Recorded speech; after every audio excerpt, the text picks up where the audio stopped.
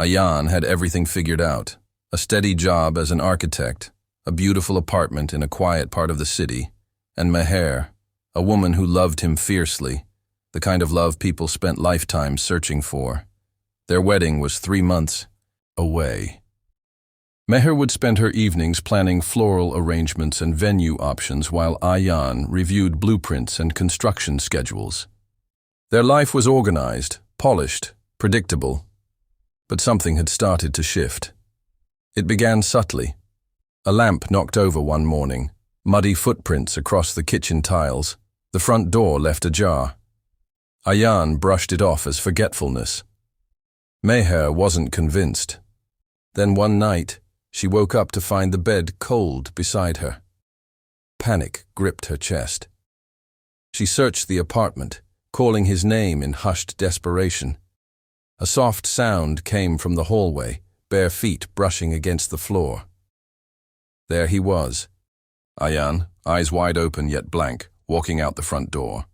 Meher followed him, barefoot and shivering in her nightgown. She watched as he descended the building stairs and disappeared into the fog-drenched street. She called out his name. He didn't hear her.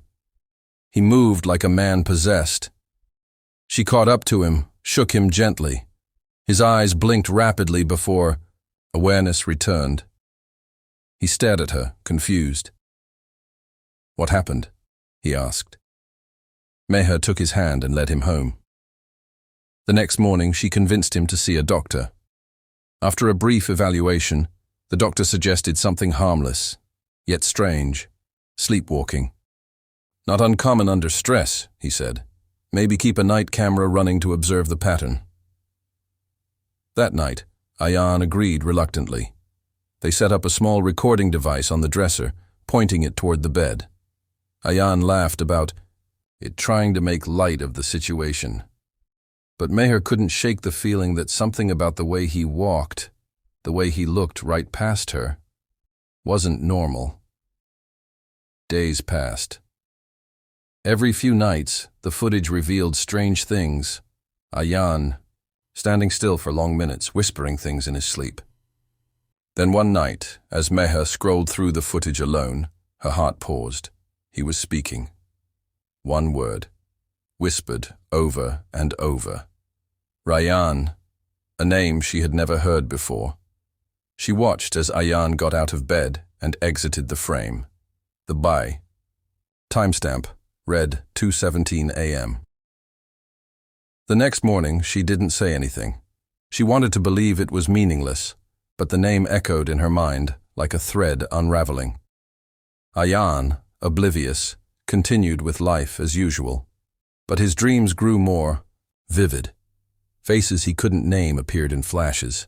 A warm laugh, a feeling he couldn't explain. He'd wake up drenched in sweat, heart racing, unable to recall what had stirred him. And every time he closed his eyes, that name returned, soft and haunting. Rayyan. The more he tried to forget it, the stronger it clung. And somewhere deep, inside him, something he had long buried began to stir. Something that refused to stay hidden any longer. Ayan couldn't ignore it anymore. The name in his sleep, the gaps in his memory, the unease creeping into every moment of his day.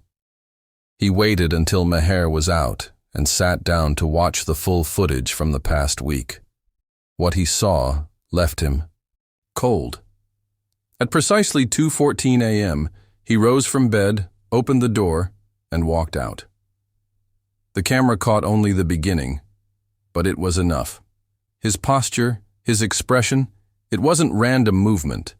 It was purposeful, like he was going somewhere, he knew, or to someone. Driven by a mix of fear and confusion, he decided to follow the path in real time the next night. He set up his phone for tracking, then allowed himself to drift into sleep without resistance. Hours later, he jolted awake, not in bed, but seated on a bench in a deserted park, and across from him sat a man. Rayyan. He recognized him instantly, though he couldn't explain how. His face was familiar, not just in a visual way, but in a way that felt carved into his bones. Ryan looked calm, as if he had been waiting for this moment for years. "You remember, don't you?" Ryan asked softly. Ayan shook his head, stunned. "I don't know you." Ryan smiled, but it was laced with sadness. "You do. You just buried it." They talked. Ryan spoke with careful restraint, as though revealing something sacred. In college, they were inseparable. Long walks, late-night studying, glances that lingered. What began as friendship had turned into something deeper, something Ayan had initiated. A hidden romance, buried under fear and societal expectations. One night, Ayan had ended it, abruptly, coldly, no explanation. He had simply disappeared. Ayan stared at him in disbelief. None of this matched the life he remembered. Yet fragments began surfacing, feelings he couldn't place, emotions without context. He felt dizzy, nauseous. The past had been rewritten inside him, and now the truth was bleeding through. "You never said goodbye," Ryan continued. "I thought I imagined everything. But you came back to this bench last month. Sleepwalking. You sat beside me and said my name." Ayan couldn't speak. His world, so carefully constructed, was collapsing inward. Everything he had suppressed, his identity, his past, his truth, was resurfacing with a vengeance. He left without another word. That night, he told Meher nothing. He couldn't. How could he explain a memory that only existed in pieces? How could he admit he had lived a lie for years? Days passed. Ayan stopped checking the footage. He stopped sleeping altogether. And yet every time his eyes closed, Ryan's voice echoed like a lullaby from another lifetime. The truth wasn't just haunting him in sleep anymore. It was clawing through the walls of his waking life, demanding to be acknowledged. And with every breath, the life he had built with Meher felt less like love and more like betrayal. Meher found the memory card by accident.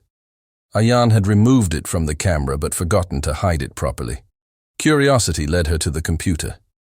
She didn't expect much, just restless movements and half-open eyes. But what she saw stopped her breath. Ayan was outside, again. This time the footage captured more. The camera angle shifted, revealing a man waiting for him.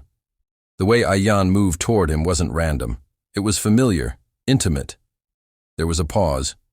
Then Ayan leaned, in resting his head on the man's shoulder. The man touched his face gently, their bodies close, like something shared lived between them. Then the whisper came. "Ryan." Meher's hands shook. She paused the video and stared at Ayan's expression. Soft, safe, vulnerable in a way he never was with her. She watched the clip twice, then 3 times. With every viewing, her chest tightened. It wasn't the fact that the man was another man. It was the secret, the double life. The betrayal without warning or explanation. When Ayan returned that evening, she didn't wait. She asked one question, her voice calm but edged with steel. "Who is Ryan?" The color drained from his face. He tried to speak, but the words never arrived. His silence said more than any confession. She stood, folding her arms tightly across her chest. "How long have you been lying to me?" "I didn't know," he said weakly. "I swear, Meher, I didn't remember until recently. You were planning a life with me while dreaming about someone else." Ayan tried to explain everything, the forgotten past, the college memories, the buried emotions. But the more he spoke, the worse it sounded. Every excuse was another wound. Meher didn't cry. She only nodded slowly, like a puzzle finally made sense. "You didn't betray me because you loved a man," she said. "You betrayed me because you never gave me the truth. I never had a chance to know the real you." She packed a small bag, No yelling, no dramatic goodbye, just a final glance before closing the door behind her. Alone, Ayan sat in silence. The apartment felt like a hollow box. The photos on the wall looked staged, meaningless. He tried calling Ryan. No answer. A text went unread. Days turned to weeks. The silence was heavier than guilt. It was consequence. He avoided the park. He avoided his reflection. He worked long hours and slept short nights. When he did sleep, the dreams were worse. They weren't about secrets anymore. They were about things he had ruined, lives touched, hearts cracked, futures lost. He had loved Meha, in a way that felt safe. But Ryan had held a mirror to the part of him he had locked away. And now, both were gone. All he had left was the truth. And it didn't love him back. Months passed. Ayan didn't try to fill the silence. He let it settle, let it teach him things he had spent years avoiding. Therapy became routine. It forced him to sit with the truth, to stop shaping his identity around what was expected and start understanding who he actually was. For the first time in years, he didn't try to explain himself. He just listened. He wrote letters. The first was to Meher. It wasn't to win her back. It was to give her the honesty she deserved from the beginning. He apologized for stealing her future under the pretense of certainty. He told her the truth about Ryan, about the college, memories he had buried, about the fear that made him erase entire parts of himself. When he sealed the envelope, he didn't hope for a response. He just hoped she'd read it and feel less betrayed. The second letter was harder. It was to Ryan. Ayan didn't know if he had the right to speak to him again, but he wrote anyway. He described the park bench, the first night they kissed, the feeling of safety that had terrified him enough to run away. He admitted to erasing Ryan because it was easier than facing who he was. He ended the letter with one line. "If you've moved on, I understand, but I never really did." He moved into a smaller place, no shared closets, no photographs on the fridge. It felt like starting over from a place that finally had no lies left in it. The world didn't suddenly become easier, but his reflection started making more sense. He didn't avoid his thoughts anymore. He didn't fear sleep. The dreams changed too, less confusing, more peaceful. One afternoon in a quiet bookstore, he hadn't planned to visit. He saw him, Ryan, browsing casually, same calm presence, same eyes that once knew everything about him. Their eyes met. A small smile passed between them, not recognition, but understanding. Ryan spoke first. "Did you ever stop walking in your sleep?" Ayan smiled. "I think I finally stopped running." They didn't speak of the past in detail. There was no need. The air between them carried enough weight. They talked like two people not trying to rewrite anything, only curious about what remained. Ryan hadn't moved on entirely. He had just learned how to live without waiting. They didn't make promises. They didn't define anything. But when they walked out of the bookstore together, something felt different. Not like old times returning, but like something new unfolding, without pressure, without secrets. Ayan didn't know what would come next. But for the first time, he wasn't afraid to find out. No more pretending, no more borrowed identities. Just one quiet step forward, beside the only person who ever saw him completely, and this time he was ready to be seen.